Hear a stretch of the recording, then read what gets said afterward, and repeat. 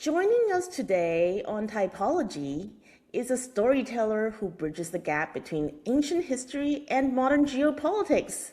He is the host of the Silk and Steel podcast. Carl Zha, welcome to Typology. Hi, Angelica. Thanks for inviting me. Allow me a chance to fix my hair. Okay, now I'm good. Let's talk. Yeah, Carl and I have known each other for a few years, back when I was still like the Taiwan's boba liberal. Now we've surprisingly found ourselves agreeing on a lot of different topics, and it's been a delight to be on your podcast. And I have to say, Carl, there's nobody I'd rather be processing this moment with than you, because I feel like you have a lot of breadth, you have a lot of knowledge, and you're pretty calm. And I I have to appreciate that. say, I have to say, this moment is giving me flashbacks to like 2020, that moment where nobody knew what was going on, and we all knew it was going to be a big deal, but the S hasn't hit the fan yet. Yeah. Very close. We're getting very close. Like I was telling you earlier, we're at the frog boiling stage of the water just being lukewarm, but the fire is still there. We know where we're headed. But it's a disaster, and I can't believe I can't believe there's very little organized political opposition in the United States right now. But I because this could be even potentially be even worse than COVID. I mean, COVID at that time, a lot of the problem were self-inflicted by governments, and and now we have a situation where there's no fuel. There's no fuel, Yeah. and people are Yeah. starting to wake up to how really important hydrocarbons are to our lives. No oil, no gas means no plastic. No plastic means and no fertilizers, no chemical fertilizers. That's a big one because right now it's a planting season. The farmers are ready their crops for this year, and if they don't have fertilizers, we're gonna have food shortages, and later this year. That's huge, and something I see a lot of Americans say, "Oh, this doesn't affect us because we have plenty of oil, right? We are self sufficient." Uh, but I just look up. United States actually depend heavily on India for generic drugs, um, and the main ingredients to go into a lot of these generic drugs is the chemicals they extracted from you guessed it, hydrocarbon. So yeah, this is pretty bad. I mean, I'm laughing right now because it's pretty bad. It's actually pretty serious. My laughing is my kind of self defense mechanism when the world gets too ridiculous. We're living in this tragic comedy hour, and I don't know how things are in Taiwan. How are things in Taiwan? You live there. Yeah, I live here, and I feel like a lot of people are checked out. I feel like I don't see as much like pan green online celebration, like, yeah, she better watch out because he's gonna be next. Venezuela done. Iran on it. China next. You saw a little bit of that at the beginning of the conflict, and people got quiet really quickly. Sometimes they're defensive because Taiwan is primed to be concerned about energy. And of course, energy is a huge problem because more than 40% of our electricity generation comes from LNG, and famously, we only have 11 days supply of it on hand. Now, in a way, we're going to be one of the last frogs to boil because we're also a wealthy country, and our government is well primed to basically outbid all the poor countries on cargoes. So you're going to have really bad problems in Africa, the poorer Southeast Asia countries. You're going to have problems in Laos, Philippines, Thailand. And all that is going to happen before Taiwan even feels it. But eventually, it's like every single country has a clock. And the thing that really concerns me about this misadventure is how many irreversible things are getting baked in the cake all the time. Like the Strait of Hormuz situation, I just don't see that getting back to normal, but at least it's a strait, right? It can be reopened.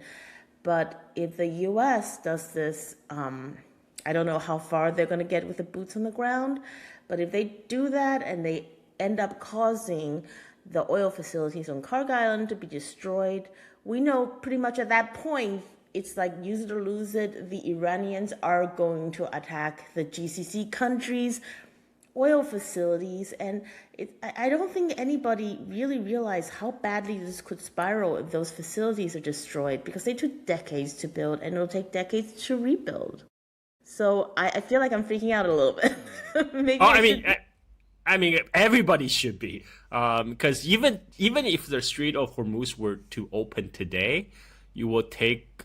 I saw industry expert estimate it will take up to 6 months to restore production to the pre-war level, because a lot of facility has already been hit, and also the insurance company need to rework, the Lloyd of London need to rework their insurance policies, because right now a lot of the oil tankers are now willing to go that direction, because and like all these shipping company, why are we sending our tankers through Strait of Hormuz when we can send them to Africa, to get the oil from there, or to Brazil, and then ship it to the country that desperately need them right now. We don't need to risk our neck for this, and so there's going to be a lot of unresolved issue. And speaking of Taiwan, you are actually quite vindicated, because you are a big advocate for nuclear energy in Taiwan.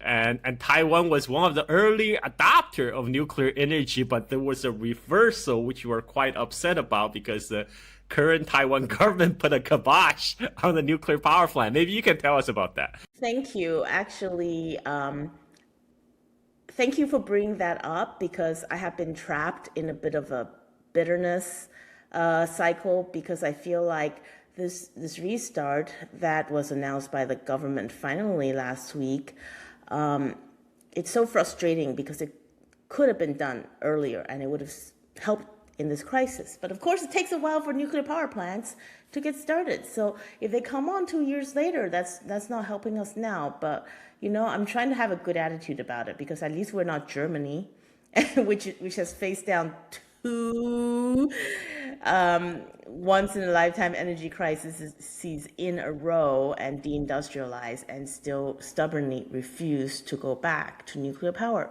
But yes, I have been advocating for this nuclear power restart in Taiwan for a few years now, and I can't believe it's finally going to happen. Yes, Taiwan was a very early adopter in nuclear energy. By the mid-'80s, we had almost 50%, actually more than 50% nuclear energy. And that was the firm basis that gave us the economic takeoff later. And I'm really it's really impressive. You look at Taiwan back in the 80s, many people would have considered that a third world country. Oh, we did have manufacturing, but we didn't make chips. We made Barbie dolls. But from that vantage point in the 80s, we had the foresight to see ourselves making semiconductors, and we built those nuclear power plants so that we had. I still remember in the early 90s when I first came to the United States, I think I watched either a TV drama or a movie starring George Clooney, and there was a scene when George Clooney was trying to open an umbrella and it wouldn't open, and he said dismissively, "Oh, made in Taiwan." Right, that was like early 90s. I've seen that clip. That clip actually, believe it or not, made it to TV news in Taiwan, where people were like, "What? Made in Taiwan?" But yeah, that was a perception back then, and you know what? It's not the perception now, but in a way, that was the best time of the Taiwanese economy, the 90s, where everything was growing really quickly, and since then, I don't think real wages have made much of an improvement since then, which is totally pathetic. But here we are. At least we're making chips. Yeah, yeah. Taiwan is a developed economy now, which means it has all the same problem that's all the Western economy faces. Economic stagnation, youth, not much economic prospect for the youth to look forward to. High housing prices. It's all part of the mix. And plus, I mean, even the same political problem. I mean, I think like the same two party system on Taiwan that was didn't really serve the people. I mean, I see a lot of similarity actually between Taiwan and the United States, both economically and politically. The thing about the chip production, one big concern is also Taiwan relies on helium from the Gulf. I think Yeah. some 70% of the helium that Taiwan needs is coming from the Gulf region, and helium is used to make advanced semiconductors. So I was joking, like Iranians actually started the Butlerian Jihad for people who read the book Dune. I don't know if you read Dune. So the idea of but you know the movie, right? Dune. So supposedly before the movie took place, before the timeline of the movie took place, there was something called Butlerian Jihad. Is because the humanity rebelled against thinking machines. Essentially AI, robots, and all that. and well, guess what? Advanced chip is a building block of the AI revolution, right? I mean, without chips from Taiwan, they're not going to be able to continue to sustain the AI bubble. So that's why I was joking. Iranians started the Butlerian Jihad. They're killing the thinking machine right now in the cradle before they could enslave humanity. They're doing it in more ways than one, right? I wonder where the AI bubble will go without funding from the GCC, because that's where a lot of the capital is coming from. So there's like multiple ways in which this war was just an act of self-harm on the part of the United States and harm for others. I'm like, it's really heart-wrenching to see how the cruelty has spread. I feel like once Gaza happened and the reaction wasn't big enough from the world to stop it, in a horrible way, it was almost like a validation and almost like well, they went this far and nothing happened. So we're free to go this far in so many different places. And yeah, I feel like Israel is seriously overplaying its hands, and it's hard to say right now, but I think in the long run, what it's doing, it cannot be strategic, cannot be good for the viability of Israel in the long run. So I don't even understand why. It's like everybody is self-harming. Like the United States is self-harming, Israel is self-harming, Iran is hurting itself and the surrounding countries because they don't have a choice. But with Israel and the United States, I don't think they have had a plan. At least Americans certainly didn't have a plan beyond like kill the Ayatollah, ... regime change. I mean, I think I mean it's pretty obvious right now they have no plan because United States, they have withdrawn from their strategic oil reserve ever since Biden days. Nobody bothered to fill it back up. Back then they took oil from the strategic oil reserves. The goal was simple. They wanted to alleviate inflation pressures. Making sure people can still have reasonably priced gas, so they still so the political party in power would still win elections. But when Donald Trump started this war, as you mentioned, this war is a existential fight for the Iranians. They're fighting for survival. But this is a war of choice for United States and Israel. They chose to start this war. But yet Trump did not even bother to fill up the strategic oil reserve of United States before he started, because I think the whole Venezuelan operation really got to their head. They thought, oh, okay, well, we did that in Venezuela. Let's replicate our success, decapitation strike, and then the Iranian government will fall in line, and then we get control of the oil. We can control the world oil flow. So by the time Trump traveled to Beijing to Xi Jinping, he will have Xi Jinping by the balls, like, I mean, this is literally what's being published by Hudson Institute, right? They say this is actually 5D chess by Trump to control all this oil supply going to China. They did not plan. They did not plan what happens if Iran doesn't fold. And guess who's going to see Xi Jinping before Donald Trump? No way. No, before Donald Trump's trip.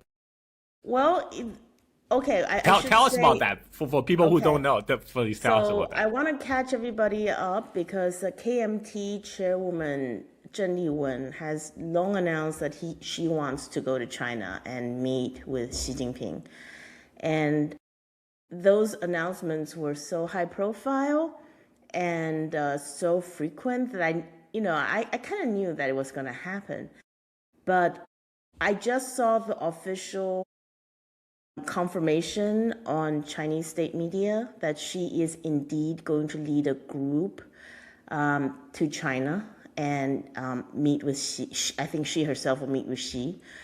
And it's like, it's coming up. It's coming up next week, basically. She's going April 7th. And now that's my conjecture. My conjecture is that she is going because, she kept the announcement was kept until the last minute because there's just so many ways that this can be spun politically, and in a way it could be a politically damaging thing for the KMT if the DPP spins it right. There's also the possibility that I didn't think of until somebody reminded me, is that the DPP could come up with an excuse, like a BS national security excuse, to prevent her from going. So I think they're thinking, let's just announce it really close to the time so that there's less of a chance for DPP countermeasures. But yeah, she's going. She's going to be there in a week. Yeah. That's huge. And also the fact that the mainland China side confirmed it and make it official, which, by the way, I don't think China has actually confirmed the date of Trump visit, because Trump said, oh, we're going to visit May. And I look at the official Chinese releases. They're saying, oh, we're still in the consultation with American side working on the dates when Trump will visit. So otherwise, like, the whole Trump trip is still in flux. So this, when China confirms it, that means it's gonna happen. And so this is actually pretty huge for our audience who may not know the difference between KMT and DPP. DPP is the current ruling party on Taiwan. So sorry, I always have to break down the basics for my audience because some of them do not know. They're not as conversant in Taiwan politics. And KMT is the main opposition party, sometimes being accused of being quote unquote pro-China party.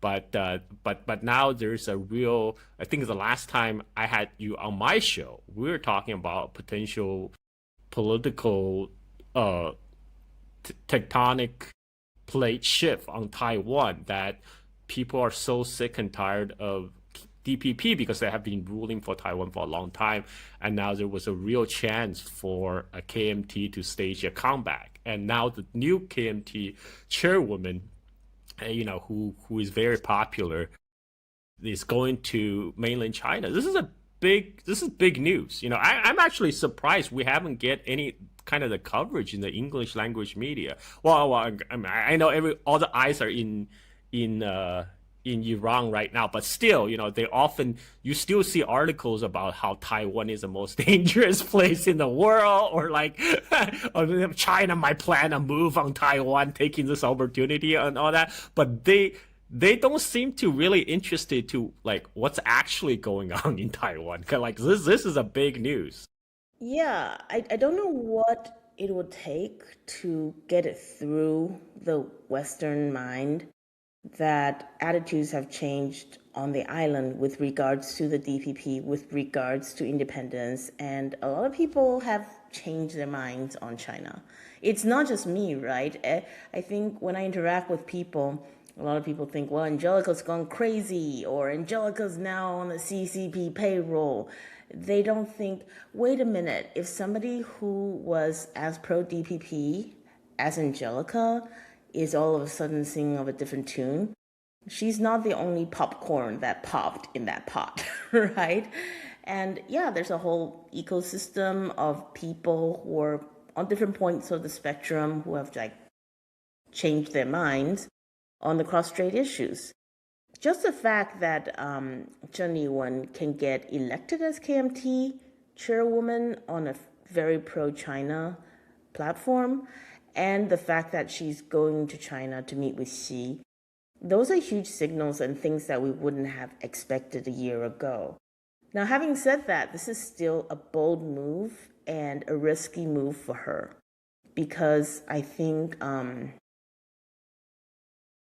a lot of people, even within her party, are scared that this is a step too far electorally for the Taiwanese people. And the elections are coming up in November. So it's very disappointing to see, but there's actually something of a whisper campaign against her within the KMT. And they're saying basically, we're going to underperform in November's elections because Cheng Li-wen is too pro-China and going to China, etc., etc. And when we underperform in November's elections, she must pay the price by stepping down. And it's just like, what the what? It's March. What, what are you doing?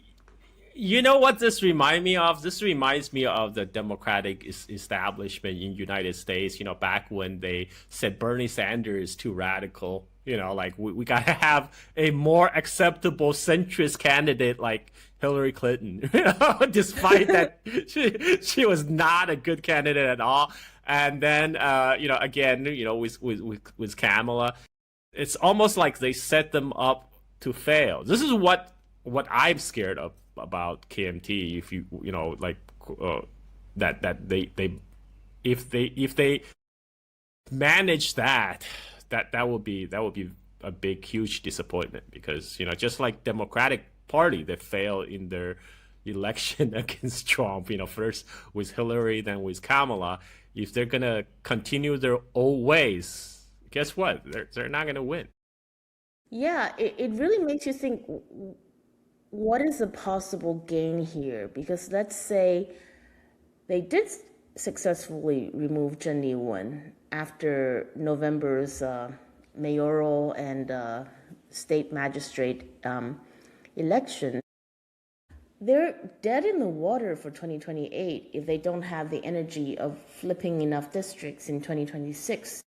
So it's like, well, you're not going to gain anything. Is it just like infighting and factionalism is baked into the KMT DNA or something? It's very, very perplexing, but I'm trying to have a good attitude about it because I think Cheng Li-wen has overcome a lot just to get to where she is. And she has a lot of support among the rank and file in the KMT. So it's time to hope for the best and hope that just by sheer numbers, you can overcome the old guard in the KMT that really don't like her. I call them the old blue males, although they're not all male. Yeah. You know what, Angelica? Somebody might say you just always go for the girl bosses, because you supported Tsai Ing-wen as a girl boss. Yep, Now you yep. support Tsai Ing-wen as girl boss. It's true. I love a good girl boss, and I think even though I now really vehemently disagree with Tsai Ing-wen's policies, and I think she was bad for Taiwan, and I also think specifically on energy, she was disastrous. She, at least compared to Lai Ching-te, I think she plays the game a lot better. She has much better situational awareness of where everybody's red lines are. And she at least had the presence of mind not to do anything too rash or too irreversible. I feel like Lai Ching-te doesn't have any of those instincts. He just knows what he wants, and he pushes towards his goals. Like there's an imperviousness to Lai Ching-te that I find really unfortunate in such a chaotic time. There's an imperviousness to his directions. Like once he decides on a direction, then he moves all the political obstacles so that he can move another step towards that direction. And he's very inflexible. And yeah, so that's where we are today, in Taiwan. I've heard somebody say that if Kaohsiung and Tainan, which are the highly pro-green, pro-DPP districts, if they can flip this year, we have a chance. And I hate to say it because nobody wants a disaster, but I think if the energy situation gets bad enough, I think people are not immune to it. Yeah, this is the thing. I'm still worried because I know what we talk about is like the silver lining, right? Okay, there's some good that can come out of this crisis, but the crisis itself is still very bad. It's going to be bad for a lot of people's livelihood. For example, I'm here in Bali. We heavily depend on tourism here. And Australia, which is one of the main source of tourism to Bali, depend on they import most of their jet fuels, and 32% of the jet fuel in Australia is imported from China. And China just says, okay, guys, we need to save this fuels for ourselves. We're going to stop exporting. So 32% of the jet fuel supply for Australia is just gone like that. And their other big supplier is Singapore, but the price at the pump in Singapore is continually going up. So, that's going to affect number of people who come to Bali from Australia because, the jet fuels price is going up, air tickets will be more expensive. And if they don't find replacement, there will be no planes flying because there will be no fuel. So a lot of people will be affected around the world. We're just at the very early stage yet, especially if Trump is going to go through with this ground invasion thing. I'm still hoping, this is probably hopeless, but I'm still hoping that this is just a Trump's bluffing tactic, trying to force Iran to negotiation table. Because if he does go through with the ground troops deployment, this is looking increasingly like a Vietnam situation. Because, first Trump sent in, 2,500 Marines from Okinawa. And then he's sending couple thousands of 82nd Airborne. And now the Wall Street Journal reported another 10,000 troops are on the way. So altogether now the troop deployment. So currently Middle East region, United States already have 50,000 plus troops. Now they're sending additional 17,000 troops there.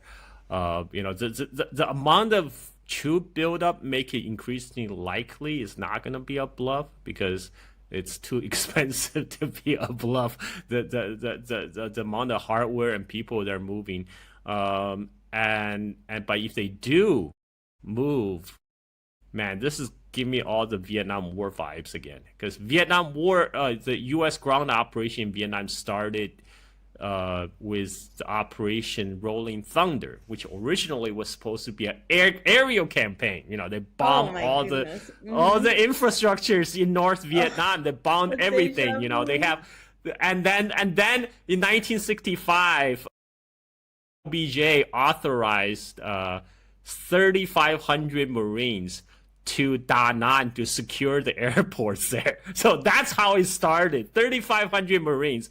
And then 4 years later, that's 500,000 American troops on the ground in Vietnam. And that's not even including all those so-called U.S. allies, like from South Korea, Australia, Philippines, that all send troops there. Yeah, this could be really bad. And Iran is a much larger country than Vietnam. At the time of Vietnam War, Vietnam didn't have nearly as much population as Iran today. Iran today has like 90 million people and has some very difficult terrains. I just don't see how this could end well if they do decide to commit troops. Because even during Vietnam War, the American top leadership in the Pentagon, they knew this is not a war that U.S. could win, like a attritional war, because Soviet Union and China at the time was providing a lot of support resources to support the North Vietnamese. But there was no political courage in Washington at that time. Say, okay, let's cut our losses. Let's just wash our hands and walk away. So the war dragged on and the scope keep on expanding from 3,500 Marines to 500,000 Americans on the ground. That's the worst case. This is what I'm afraid of, which is looking increasingly likely. The parallels are chilling right down to the small contingent going in for a special operation, which is where we are now. But I wonder if things can be even worse than that. In some ways, I don't see it going the Vietnam way because domestic support is so low for this war. I just can't imagine mass mobilization in the face of that low support. But I myself, I don't know. I've been told I'm paranoid about it, but I'm just like, we could see a tactical nuke being used in Iran if things go badly enough. I see Trump going there, or the Israelis for that matter. It's possible, and even if U.S. were to change course because people bring up, oh, this is a midterm season, right?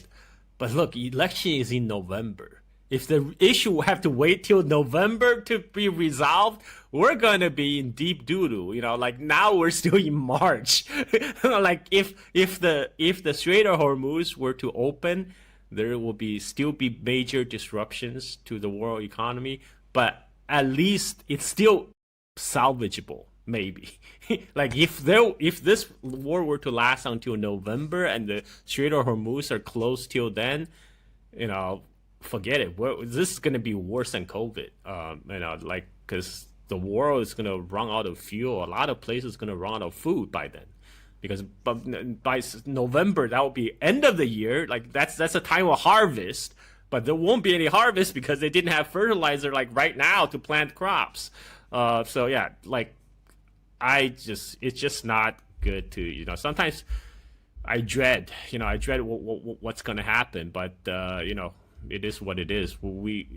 This is why it's very disappointing to see like United States is like a drifting ship, like with nobody at the helm right now. It's on autopilot. And nobody in there's no organized political opposition to go into abyss. Everybody kind of just watches, monitoring the situation, but God, and just let Trump get away with anything. It's ridiculous. Yeah, the Democrats are not front and center on this. I feel like they haven't been for a long time.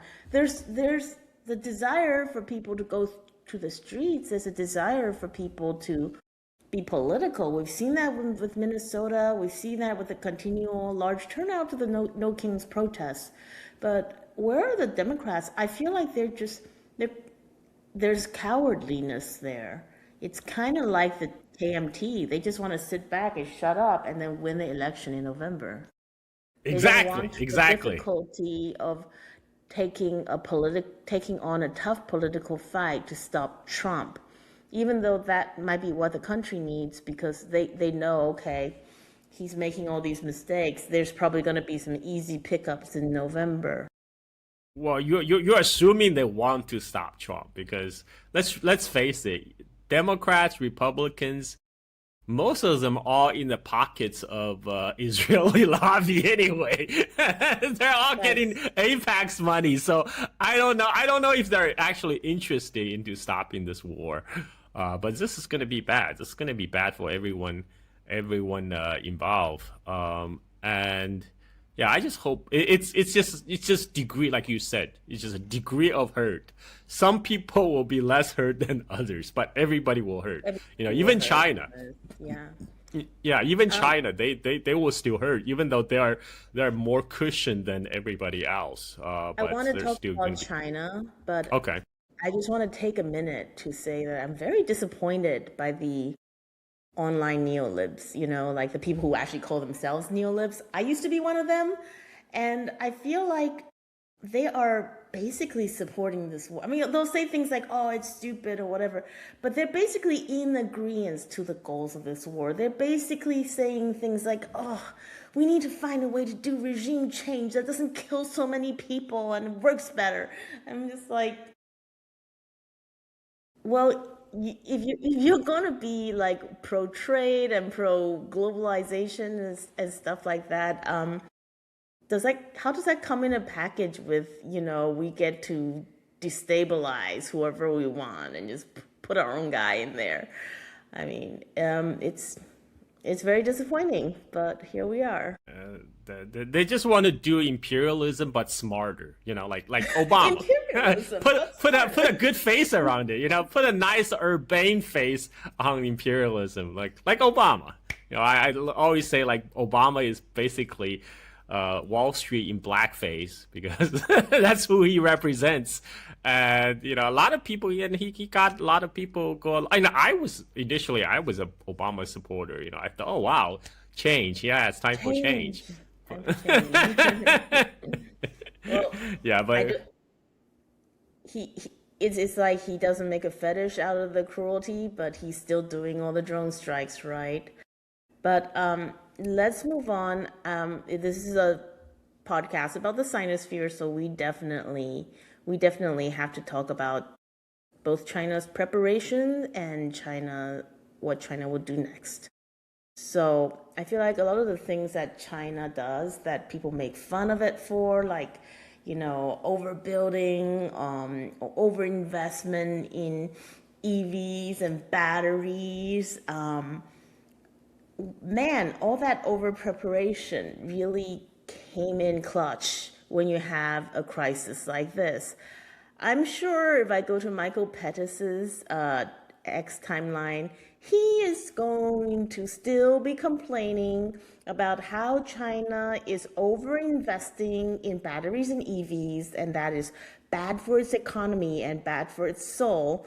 But I think anybody with eyes can see that China really played this really well. I think they've been buying oil like crazy in the run up to this crisis. So they have like more, of course, you guesstimate, but they probably have more than 1 billion barrel of oil in I their saw strategic somewhere between 1.2 to 1.5 billion barrels of oil, yeah, in their reserve. Yeah, and they're less dependent on oil thanks to their new technology, batteries and EVs. Exactly the things that they overinvested in. The demand for their solar panels, their EVs, and their batteries are going to be through the roof because of this crisis. Even if it's magically over tomorrow, I don't think people are going to fully trust the the system again to deliver petroleum to them where they need it whenever they need it. It's going to change people's mindsets. Definitely. I think, I think this is analogous to 1970s oil shock. But by the way, 1970s, that oil shock only like the uh, Arab embargo on oil that only lasted few months. but the impact was decade long. One of the thing was consumer habits. Japanese car became very popular because they're more fuel efficient, and I think that's likely the case for Chinese EVs. I'm very happy to be an owner of a Chinese EV, so I don't need to worry about a fuel price increase for a while until they jack up electricity price. But so far I'm good, and I'm even thinking about getting solar panels on my roofs, so I can get electricity as well. But yeah, a lot of people's gonna mindset didn't change. And again, China is best set up to take advantage of this shift because they are the largest manufacturer of solar panels, wind turbines, and they have the most expertise in electrification of the country. So yeah, definitely China stands to benefit, but they will also have to pay higher energy costs. China is still getting oil. They're still getting oil from Russia, from Iran. Iran is selling more oil to China than they have ever before, even before the war. But they're paying higher prices, right, for those oil. So there will still be oil price increases, but at least they're getting their essential needs. And Sridhar Parsi made a really good point, which is that Iranians basically lifted the sanction on themselves because they can sell the oil, right? And in fact, the U.S. also said they can sell the oil. So took a war. They're not just themselves. They also helped to lift the sanction on Russian oil. Yeah, I know, right? Well, actually, if you listen to Scott Besson, he's trying to spin this as a victory. We're jujitsuing their oil. We're using their oil against them, and it's so ridiculous. He said, because those oil are if we don't lift the sanction, those oil are going to China anyway. Iran is going to sell oil to China anyway. But if we do lift the sanction, now our allies in South Korea, Japan, Taiwan, etc., can also bid on those Iranian oil that would otherwise leak onto China. But now, hey, here's where we get them. Here's where we get them. When they pay for that oil in U.S. dollars, we as U.S. Treasury, we have visibility on where this money get deposited, and we can freeze them at their bank account. Now, look, you just announced that to the whole world on a TV interview. Now, why would the Iranian accept dollars after that? And, like you said, if the Iran only accept yuan and sell the oil to China, that circulation is kept between Iran and China, and there's nothing you can do. Well, guess what? That's exactly what Iranians gonna do. They're gonna keep on demanding to be paid in yuan, and that will again another kick toward the de-dollarization worldwide. Yeah, I was just watching Ne Zha, and it can be read as an allegory against the American empire, and the dollar system is basically represented by this huge cauldron where they put. So for my audience who might not be familiar with Chinese film industry, Ne Zha is like this blockbuster Chinese animation that was highest grossing animation film of the ever, and we're talking about Ne Zha 2, actually the sequel, which was a bigger blockbuster. But yeah, go ahead. Sorry, I interrupted you. The dollar cauldron absolutely represents dollar supremacy in the movie, and in the movie, the climactic struggle was basically all the enslaved mystical demons or whatever breaking out of the dollar cauldron. It was a climactic, like very, very, very cinematic moment. But if you look at what Trump is doing right now, he's basically breaking his own dollar cauldron. He is basically screwing it up for himself. I don't think he has any awareness. I think he might be senile. I think we're looking at a totally different landscape going forward. I don't think sanctions are going to be as strong of a weapon as it was before. So, Marco Rubio said it himself. He said 5 years from now, we won't be able to sanction anybody if they keep on moving off the dollar system. That's why we got to stop the brakes, because they're trying to de-dollarize.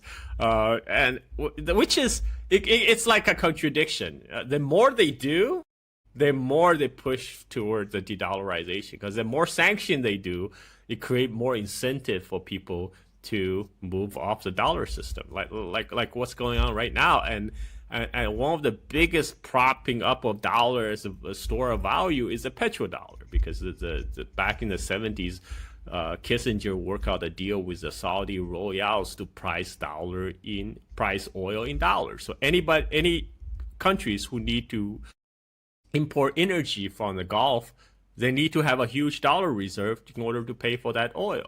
So that creates the demand for the U.S. dollars. U.S. Treasury can just print, and be like make that the world reserve currency. But if people are not gonna sell oil in dollars, that creates less incentive for people to keep a large dollar reserve, especially when that dollar reserve can be freezed at any time by the U.S. government by decree, like the case of Russian sovereign funds. Then that's going to be a problem. And the whole right now, U.S. consumers are able to kind of live high is in large part because the dollar hegemony makes everything cheaper for them. But if the dollar were to lose their value, geez, man, it's not going to be pretty. Yeah, well, I think we need to talk about what China is doing in this war, because it can just sit back and relax and just watch the U.S. make its mistake. I happen to think that as such a powerful country in the world, and one that has a decent relationship with all the players that are around, even with Israel, right? They have a decent relationship. Maybe not the best relationship with the U.S., but definitely a very solid relationship with Iran. Is there something that they can do in this situation to make things go a little bit better? Are they doing it? Well, I'm sure in the background, China wish nothing more than to restore stability in Middle East, because China actually have a lot of investment in countries like UAE, which is being bombarded by, totally destroyed by Iranian missiles and drones right now. And China, like you say, it has good relationship with Saudi Arabia, with other GCC countries, and with Iran. China brokered the Iran-Saudi peace deal. But the problem is right now it's not between GCC and Saudi. Right now, it's really between United States. I mean, the initiative is on the hands of U.S. and Israel. These are the parties who initiated the war, and I just don't see any willingness on their part to kind of desist, because like I think the only way to bring them to face reality is they hit their head on a rock. Which I think we're seeing a beginning of that. We're seeing a beginning of that, but not enough to deter them from continue their path. Unfortunately, I think unfortunately Iran came to the very reasonable conclusion that any kind of premature holding back or ceasefire will be interpreted as weakness, and then they'll just have to do this again in another year or something. So they are committed to continuing, I think, until they restore deterrence. I personally think it's going to be way more bad than, I think it's going to last a long time. I think it's going to be worse than the oil shocks by a long run, which means we'll be dealing with the repercussions for years potentially. Yeah, I mean, I think that is the truth, because if you look at their demands, Iran issue a set of demands for negotiation, and Trump issue a demands. They're totally opposite. The U.S.-Israeli demand is Iran must disarm not only nuclear weapons, but also Iran must agree to a cap to their missile stockpile to be under 1,000. I mean, that's just non-negotiable, because no, that's the main weapon of Iran right now. That's what that's what gives them power at the negotiation table is their ability to be able to lob missiles on Tel Aviv and U.S. bases. So there's no way they're going to agree to that. And on the Iranian side, their demand is U.S. pull out of the Middle East, right? Which will be a very hard pill to swallow. These are the alliances the U.S. has been built up for decades since World War II.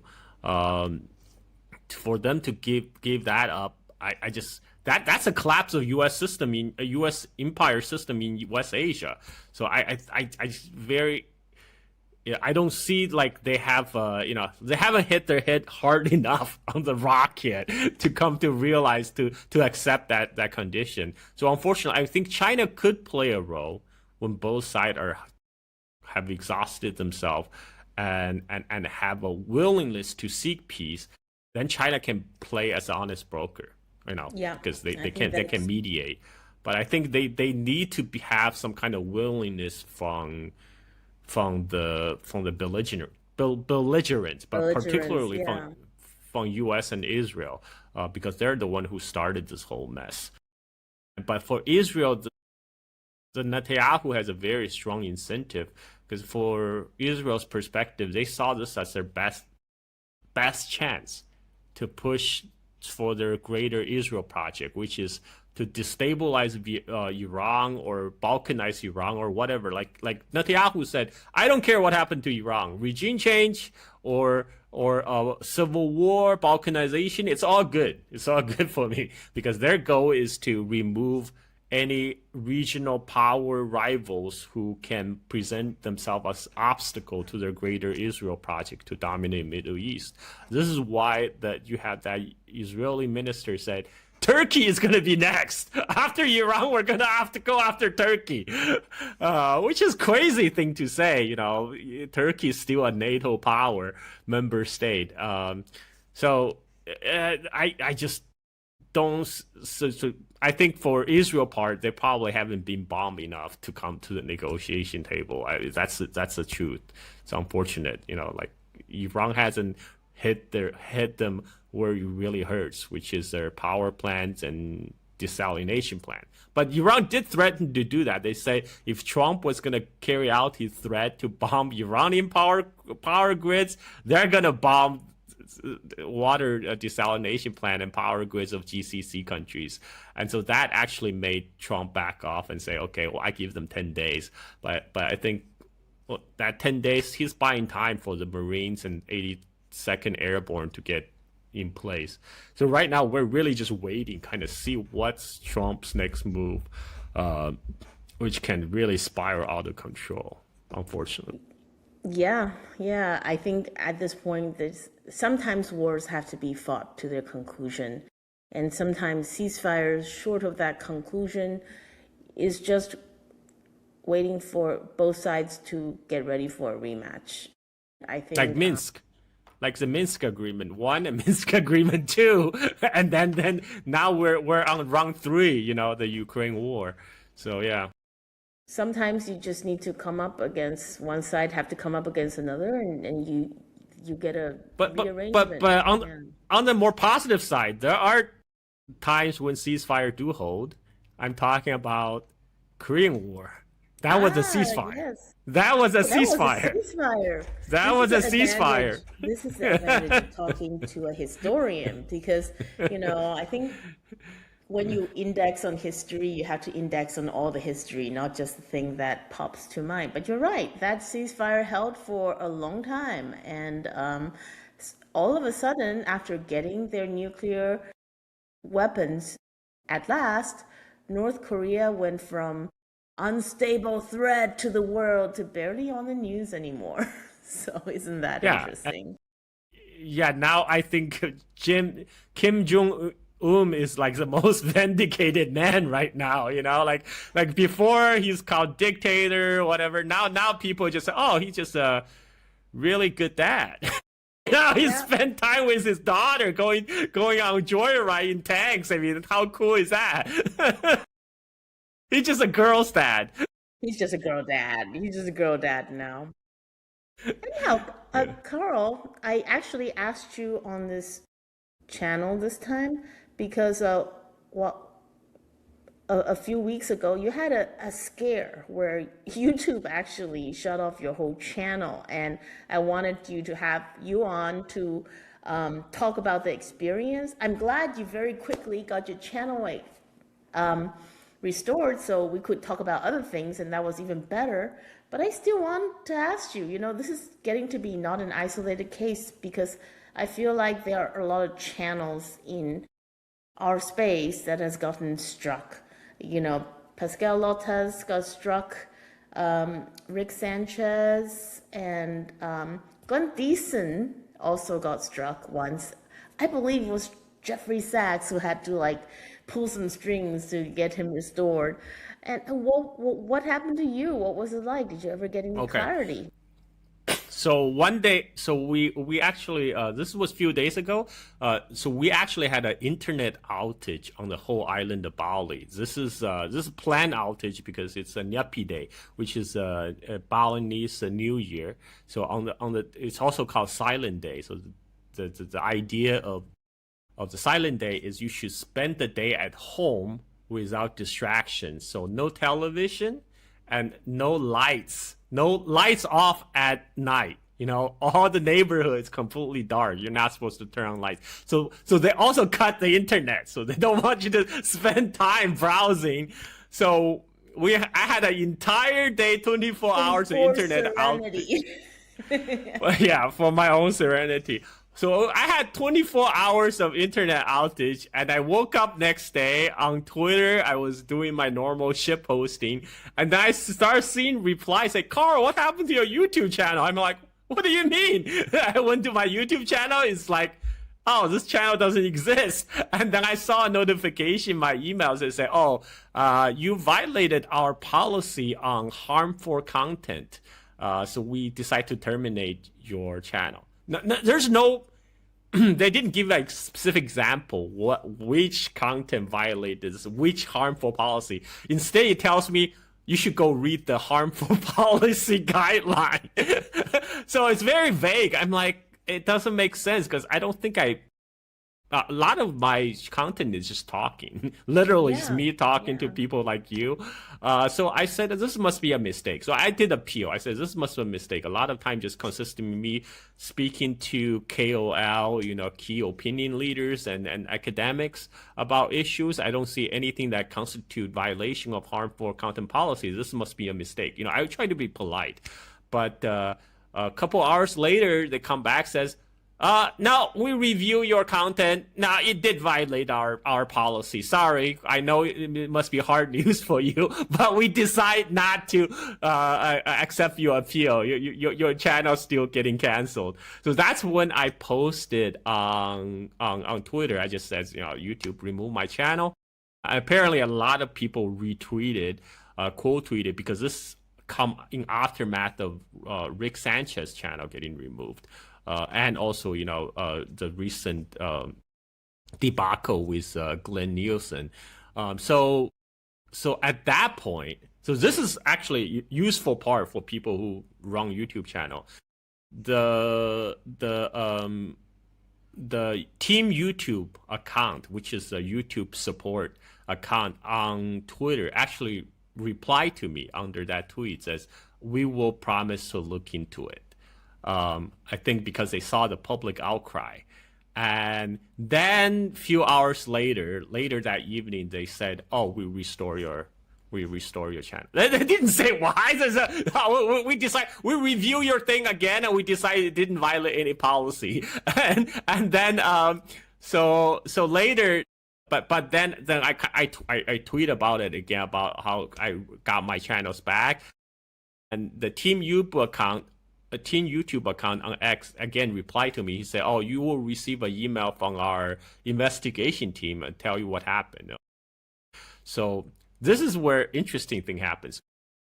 A few hours later, I got a notification from the YouTube after my channel has already been restored. I got a notification says I have a violation of community guideline. I got a warning. I'm like, what? Wait, what? Again? I'm like, again? I click on the warning, and it's an old video that was posted. So I got hacked last year. I don't know if people remember. I got hacked by my channel got taken over. So people, they removed my videos and uploaded a bunch of crypto scam videos on my channel. And I had to, I sent, this is because my bad, because one day my wife have access to my email account, because sometimes I'm not very good at checking email, so I give access to my wife, so she will always alert me if something important comes through my email. And one day early in the morning, my wife's like, "Oh, wake up! There's an email from Google says you got hacked." I was like, "What?" It says your account is compromised. Click on this link to reset your password. So without thinking, without even checking the email that was sending to me, I click on the link and reset my password, and that's how I got hacked. And this is a very common, I wasn't thinking. So people don't do that. Don't click on random links. And definitely after click random links, don't provide your security information. So anyway, so that when I was hacked, I sent emails to YouTube support right away. Again, no response for a day, for a couple of days.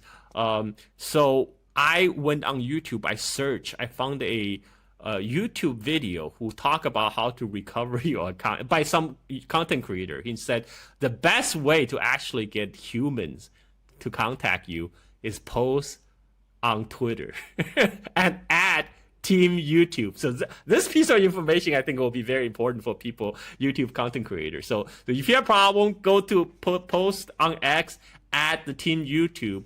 And so that's what I did. I told them I was hacked, and finally they got back to me and they verified it was hacked and hand the control back to me. But I distinctly remember I went into the account and I deleted every single scammer videos. So I'm like, what? So this time I got a content warning, a new content warning. It says this video violated our harmful policies, and then I received another email from YouTube. They say, "Oh, we review your account. It looks like it's because your account got hacked last year, and the hacker uploaded one of their scam videos, which did violate our policy, and that's what triggered us to remove your channel, termination because of that." But that sounds like very, I don't know, man. That, because it's kind of plausible, but first of all, I remember I removed all those scam videos. I never received that warning until, I didn't even receive the warning immediately after they restored my channel. I only received it at the same time when they send an email telling me this is the reason originally we remove your channel. And they still give me a warning. What the heck, man? Why didn't you just remove the video? They still give me a warning, so I had to go take the community guideline training in order to remove that warning 3 months from now. Because I don't want to appeal. I mean, it's just too much trouble. I just let that warning expire after 3 months after I take their training. But so they do have a plausible excuse for terminating my channel. But I think it could. It could be my memory got faulty. Somehow I let this one video slip, like I forgot to remove, or this is just their way to say, okay, so you see, we didn't remove your channel because censorship. It's because, we're worried about scams. So who knows? But I think Rick Sanchez, they got him because he was posting a lot of his RT interviews, like directly onto his YouTube channel, and YouTube hates that because RT is being censored, it's been blocked. So if you repost RT, that's what they will terminate you for that. So you guys have to be careful. So like make sure your content, or if you post RT, your interview on RT, at least block out the RT logo or something. so the AI won't pick it up. I don't know how smart their AI. That's the thing. I was talking to another YouTuber about this. I was thinking, like, you don't even know if the original decision was made by AI or not. It could just be some AI who thought, now this is not the content we like. Remove. And then yeah, the only way I got touching to human again was go to X and add Team YouTube. So I think that's a piece of information that will be useful to other YouTube content creators. Well, I hope I never have to use that, but if I do, then I'll know how to appeal the YouTube decisions. Yeah.